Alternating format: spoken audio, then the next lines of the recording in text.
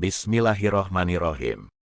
Dengan mengagungkan asma Allah yang Maha Pengasih dan Penyayang, kita lanjutkan terjemahan Kitab Al-Hikam. Berzikirlah pada Allah dengan hati yang hadir, khusyuk, dan berhati-hati daripada lalai, sebab lalai itu menyebabkan hati beku. Dan serahkan dirimu pada Allah, dan relakan hatimu menerima bala ujian sebagaimana kegembiraanmu ketika menerima nikmat. Dan kalahkan hawa nafsu dengan meninggalkan syahwat. Setengah dari tanda bahwa seorang itu bersandar diri pada kekuatan amal usahanya, yaitu berkurangnya pengharapan terhadap rahmat karunia Allah ketika terjadi padanya suatu kesalahan, dosa. Kalimat la ilaha illallah, tidak ada Tuhan, berarti tidak ada tempat bersandar, berlindung, berharap kecuali Allah. Tidak ada yang menghidupkan dan mematikan, tiada yang memberi dan menolak melainkan Allah. Dohirnya syariat menyuruh kita berusaha beramal, sedang hakikat syariah melarang kita menyandarkan diri pada amal usaha itu, supaya tetap bersandar pada karunia rahmat Allah. Kalimat la haula wala quwata illa billahi. Tidak ada daya untuk mengelakkan diri dari bahaya kesalahan. Dan tidak ada kekuatan untuk berbuat amal kebaikan kecuali dengan bantuan pertolongan Allah dan karunia rahmat-Nya semata-mata. Firman Allah yang artinya, katakanlah, hanya karena merasakan kurnia rahmat, Allah lah kamu boleh bergembira, dan itulah yang lebih baik, berguna, bagi mereka daripada apa yang dapat mereka kumpulkan sendiri. Sedang bersandar pada amal usaha itu berarti lupa pada kurnia rahmat Allah yang memberi taufik hidayat kepadanya yang akhirnya pasti ya ujub, sombong, merasa sempurna diri, sebagaimana yang telah terjadi pada iblis. Ketika diperintah bersujud kepada Adam, ia berkata, "Aku lebih baik dari dia, Adam." Juga telah terjadi pada Korun, ia berkata, "Sesungguhnya aku mendapat kekayaan ini karena ilmuku semata-mata."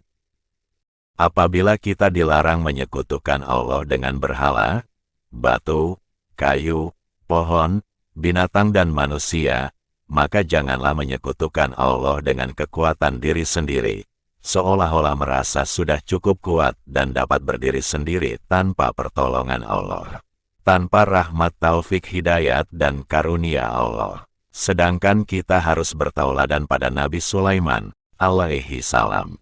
Ketika ia menerima nikmat karunia Allah, ketika mendapat istana Ratu Bilqis. Firman Allah yang artinya, ini semata-mata dari karunia Tuhanku, untuk menguji padaku. Apakah aku bersyukur, terima kasih, atau kufur, lupa padu Allah. Maka siapa yang syukur, maka syukur itu untuk dirinya. Dan siapa yang kufur, maka Tuhanku zat yang terkaya lagi pemurah, tidak berhajat sedikit pun dari makhluknya, bahkan makhluk yang berhajat kepadanya. Surah An-Naml 40.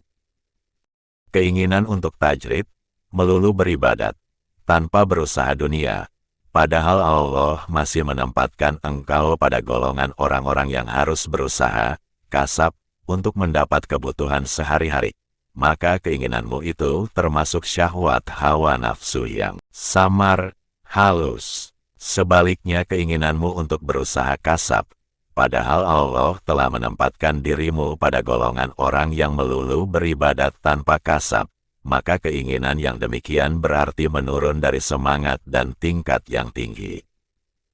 Sebab kewajiban seorang hamba, menyerah kepada apa yang dipilihkan oleh majikannya. Lebih-lebih apabila majikan itu Tuhan Allah yang mengetahui benar-benar apa yang menguntungkan baginya dan yang menyusahkannya. Dan tanda bahwa Allah menempatkan dirimu dalam golongan orang yang harus berusaha kasab, apabila terasa ringan bagimu, sehingga tidak menyebabkan tertinggalnya sesuatu kewajiban dalam agamamu, juga menyebabkan kau tidak tamak, rakus, terhadap hak orang lain. Dan tanda bahwa Allah telah mendudukkan dirimu dalam golongan hamba yang tidak berusaha kasab, apabila Tuhan memudahkan bagimu kebutuhan hidup dari jalan yang tidak disangka, kemudian jiwamu tetap tenang ketika terjadi kekurangan, karena tetap ingat dan bersandar kepada Tuhan, dan tidak berubah dalam menunaikan kewajiban-kewajiban.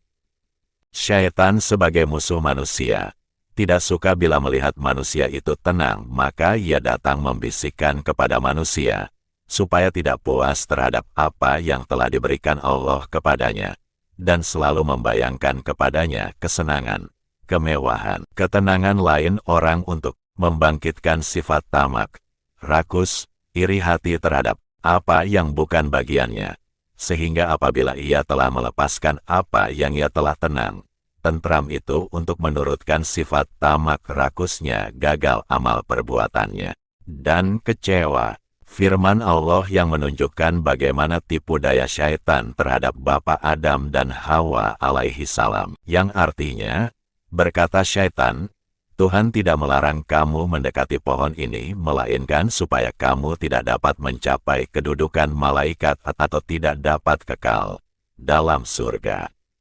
Surah Al-A'raf 20. Dalam surat Toha ayat 120, artinya, maka membisikkan syaitan, ia berkata, Hai Adam, sukakah aku tunjukkan kepadamu pohon huldi, sesuatu yang dapat mengekalkan, dan kekayaan yang takkan habis, rusak. Seorang berkata, beberapa kali saya telah meninggalkan usaha kasab tetapi terpaksa kembali berkasab, sehingga akhirnya akulah yang ditinggalkan oleh kasab itu, maka tiadalah aku kembali kepadanya.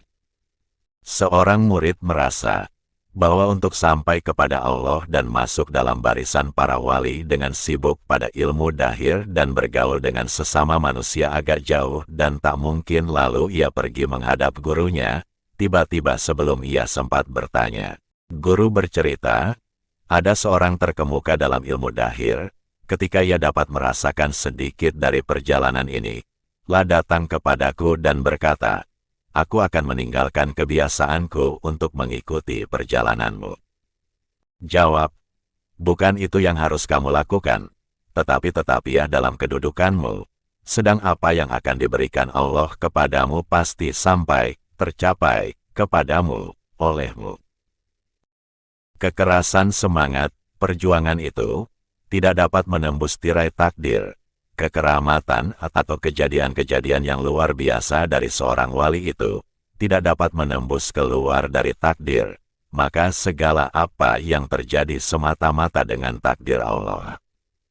Firman Allah Subhanahu wa Ta'ala yang artinya, dan tiadalah kamu berkehendak, kecuali apa yang dikehendaki Allah Tuhan yang mengatur seisi alam. Surah Kuwirat 29. Dan tiada kamu menghendaki kecuali apa yang dikehendaki oleh Allah. Sungguh Allah Maha mengetahui lagi bijaksana. Surah Al-Insan 30. Istirahatkan dirimu, pikiranmu daripada kerisauan mengatur kebutuhan duniamu. Sebab apa yang sudah dijamin, diselesaikan oleh lainmu, tidak usah kau sibuk memikirkannya.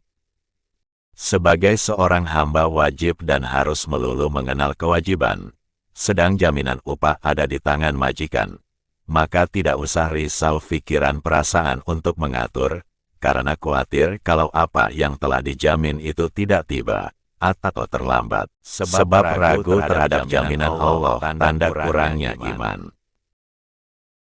Kerajinanmu untuk mencapai apa-apa yang telah dijamin pasti akan sampai kepadamu. Di samping keteledoranmu terhadap kewajiban-kewajiban yang telah diamanatkan, ditugaskan kepadamu, membuktikan butanya mata hatimu. Firman Allah yang artinya, beberapa banyak binatang yang melata yang tidak sanggup membawa rizkinya, makanan kebutuhannya, Allah yang menjamin rizkinya, juga terhadap kamu. Surah Al-Ankabut 60. Perintahkan kepada keluargamu supaya sembahyang, dan sabarlah dalam melaksanakannya. Kami, Allah, tidak menuntur kamu supaya mencari rizki. Kami, Allah, yang menjamin rizkimu, dan akibat kemenangan yang terakhir, bagi orang yang bertakwa. Kerjakan apa yang menjadi kewajibanmu terhadap kami, dan kami melengkapi bagimu bagian kami. Di sini ada dua. Satu, yang dijamin oleh Allah, maka jangan menuduh suudhan terhadap Allah. Kedua, yang dituntut oleh Allah, maka jangan kau abaikan. Hambaku taatilah semua perintahku, dan jangan memberitahu kepadaku apa yang baik bagimu, atau jangan mengajari kepadaku apa yang menjadi hajat kebutuhanmu. Dalam sebuah hadis yang kurang lebih artinya demikian.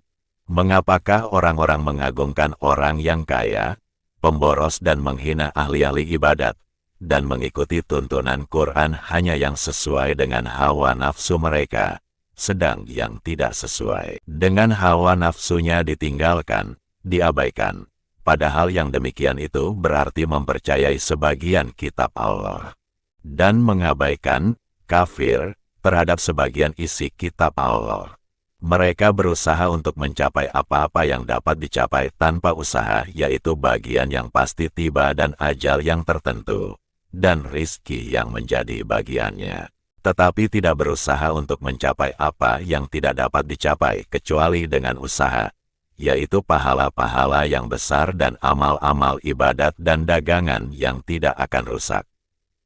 Ibrahim Al-Hawash berkata, jangan memaksa diri untuk mencapai apa yang telah dijamin, dicukupi, dan jangan menyia-nyiakan, mengabaikan, apa yang diamanatkan, ditugaskan kepadamu.